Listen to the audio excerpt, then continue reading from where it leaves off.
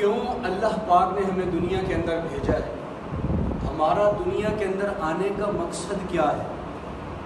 دیکھو نا، گھر کیوں بناتے ہیں؟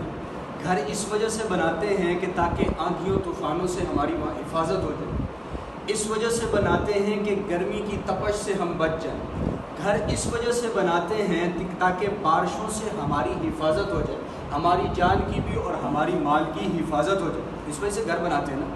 تو انسان کو اللہ نے پیدا کیا ہے، گھر کے بنانے کا مقصد ہے، تو انسان کی پیدائش کا مقصد ہی کوئی نہیں کہ اللہ نے انسان کو زندگی کیوں دی ہے۔ اللہ نے انسان کو ایک گندے پانی کے قطرے سے، من نطفۃ خلقہ فقدر، ایک پانی کے قطرے سے پیدا کر کے اتنے خوبصورت وجود عطا فرمایا۔ کوئی ہے دنیا کا ایسا سائنسدان یا کوئی ایسا انجینئر جو پانی کے اوپر نقشہ بنا کر دکھائے؟ بنا سکتا کوئی نہیں بنا سکتا۔ اللہ رب العزت نے انسان کو ایک پانی کے قطرے سے اتنا خوبصورت وجود عطا فرمایا، دیکھنے کو آنکھیں دی ہیں۔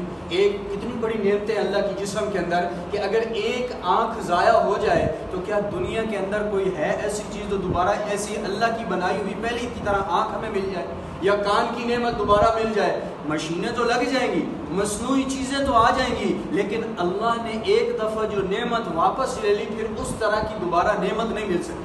تو ایک پانی کے قطرے سے اللہ رب العزت نے اتنا پیارا انسان بنایا، تو اس انسان کا مقصد ہی کوئی نہیں ہے زندگی کا۔ کیا آج جو لوگ دنیا کے اندر زندگی کا مقصد سمجھ رہے ہیں کہ 50 سال 60 سال کی زندگی ہے، اس کے اندر کیا کرو، اس کے اندر جناب جی جو جی چاہتا ہے ویسے کرو؟ یہ تو کفار بھی کہا کرتے تھے ہیہات لما توعدون، کہ دنیا کی زندگی کے اندر کھا لو، دنیا کی زندگی کے اندر پی لو، دنیا کی زندگی کے اندر پہن لو، دنیا کے اندر خواہشات پر عمل کر لو، موت کے بعد پھر کچھ بھی نہیں ہونا، مرنا ہے، مٹی ہو جانا ہے، ختم ہو جانا۔ پھر دوسری جگہ اللہ فرما رہے ہیں یعلمون ظاہرا من الحیات الدنیا وهم عن الآخرۃ هم غافلون۔ یہ کافر لوگ جو ہے نا، دنیا کی جو ظاہر چمک دمک ہے اس کو جانتے ہیں، لیکن موت کے بعد کیا ہونے والا ہے، موت کے بعد نیکوکاروں کو کیا انعامات ملنے ہیں اور بدکاروں کو جو سزائیں ملنی، اس سے یہ کافر لوگ کیا ہیں؟